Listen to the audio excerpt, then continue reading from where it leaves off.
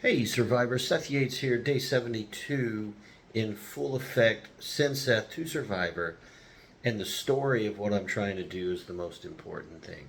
The inspiration of stories is fascinating to me, and Survivor is a big part of that because the stories that come out of Survivor, the lines that come out of Survivor. I love movies, I love TV, and the stories and the lines that are created from movies that live forever it is to me is makes life pretty enjoyable. I'm the guy that always says, "Hey, remember that movie when so and so said that line?"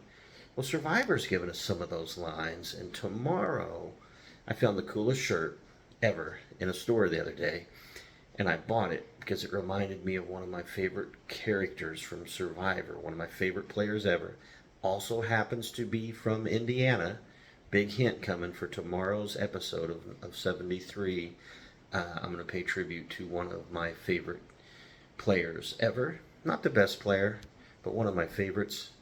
And one of the reasons is because he delivered one of the best lines of entertainment ever on Survivor on his first time.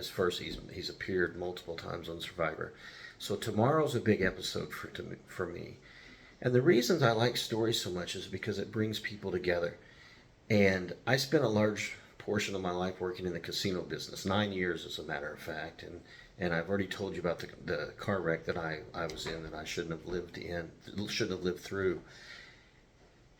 And it knocked me out of the casino business permanently, I guess. But while I was in the casino business, I used to meet people from all over the world. I worked with people from probably 70 countries, and I listened to stories in break rooms of their childhood and the things they experienced, and I was just fascinated with it. But one of the most interesting stories I ever heard was from an old client that used to come in and play card games when I worked on a boat in South Carolina that went out in the ocean every day. His name was Albert. He was retired. He was a retired cameraman for CBS, NBC, and ABC. And he shot sporting events, and he had been to World Series and um, Super Bowls and everything all over the world, Olympics. And one of the coolest stories he ever told me is when he was a kid, and he would go to the watch New York Yankees baseball games. He would sit on the bleacher, like in the bleachers where you had the stands that came down. The kids would sit there, and the players would enter and walk through the crowd and like high five these kids. And he used to sit there and high five Mickey Mantle and these guys when they were coming through the stands before the game. And those kind of stories always fascinated me to hear people, especially people from different generations, talk about their childhood. And that's one of the reasons I have such a profound love for Survivors because the story always changes.